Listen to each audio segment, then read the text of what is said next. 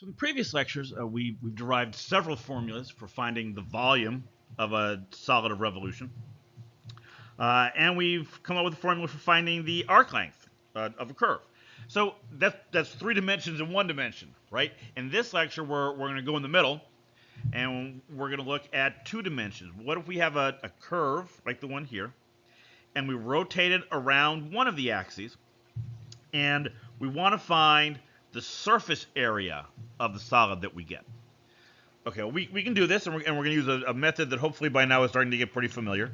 I want you to think first about taking that interval from A to B and dividing it up into n subintervals.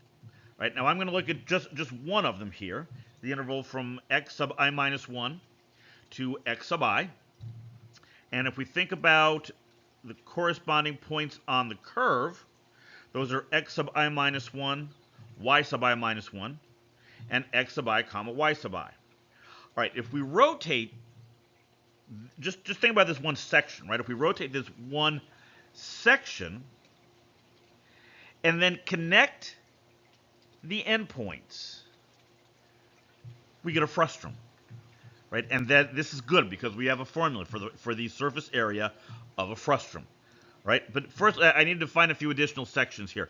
I'm going to let L be the slant height of the frustum, and R1 and R2, those are going to be the left and right radii.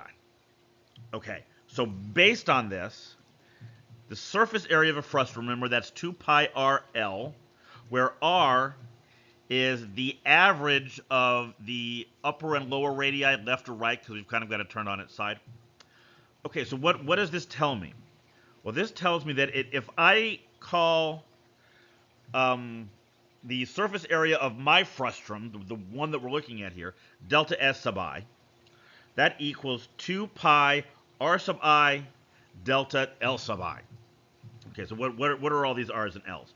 Well, L is the lateral, the slant height of my section here. And we can find that using the Pythagorean theorem, right? The horizontal length is delta x sub I, and the vertical length is delta y sub I, and we can get delta L sub I using Pythagorean theorem. Okay, that's good. That gets rid of the L sub I part. How about R sub I? Well, we're going to assume that our function is continuous, the function that defines the curve here. So if it's continuous, because R, that average radii, is between R1 and R2,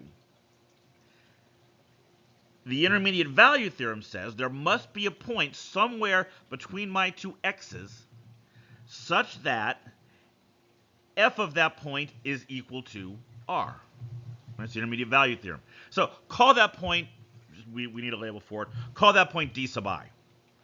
Right? So now my surface area of the frustum becomes 2 pi f of D sub I times that square root thing that I got from the Pythagorean theorem.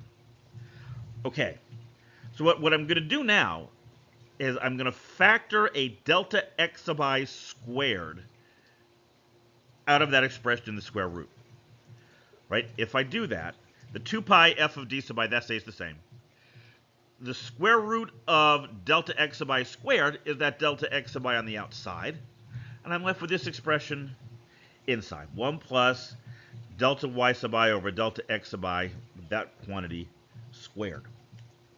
Okay, getting better, because really my goal here is to get rid of all of these deltas and stuff and replace these with f's, something related to my function. Now that delta y sub I over delta x sub I, that is, I want you to think about this for a second, that is the slope of the secant line connecting those 2 points on the curve. Okay, well, according to the mean value theorem, there must be a point somewhere, again, on my x-axis interval, such that f prime of that point is equal to the slope of the secant line. Right? Well, call that point C sub I. I'm sorry, run out of letters, but call that C sub I. So f prime of C sub I is equal to delta y sub I over delta x sub I. All right, now let's make that substitution. And the formula for the surface area of this particular frustum section is 2 pi f of d sub I times the square root of 1 plus f prime of c sub I squared times delta x sub I. And this is the formula that I really needed here, right? If we add up that formula over all of my subintervals of the original interval from A to B, add up all of those individual frustra, I think, then you get an approximation of the surface area. And now, just as we've done in all of our other cases, if we take the limit of this as n goes to infinity, the sum becomes an integral. We're going from A to B, and the delta x sub I becomes d sub x, becomes dx, and now we have our formula. Right? This is going to be our formula for the surface area of a solid of revolution. Okay, so I've summed all of that up here and added some requirements. The function that we're going to be rotating has to have a continuous first derivative. That was a requirement to use the mean value theorem in our derivation. And on this interval from A to B, then the surface area around a horizontal or vertical axis from A to B is given by the formula we just derived, where r of x is the distance from f of x to the axis of rotation. Okay, we're going to talk some more about that in a minute when we look at some examples. Now, alternatively, if our function is defined in terms of y instead of x, that's fine. We get a very similar formula. We just changed out all the x's for y's. Okay, so we're going to look at one example, relatively straightforward example of this, and then we'll look at a couple more in the upcoming lecture, so you can get a better idea of what that r of x, r of y thing is. Okay, so what I want to do here is I want to find the surface area of the solid generated by rotating basic exponential function around the x-axis from x equals 0 to x equals 2. So it looks kind of like a funnel turned on its side. Okay, so I've got my formula here. Right? This is the dx formula because our function is defined in terms of x.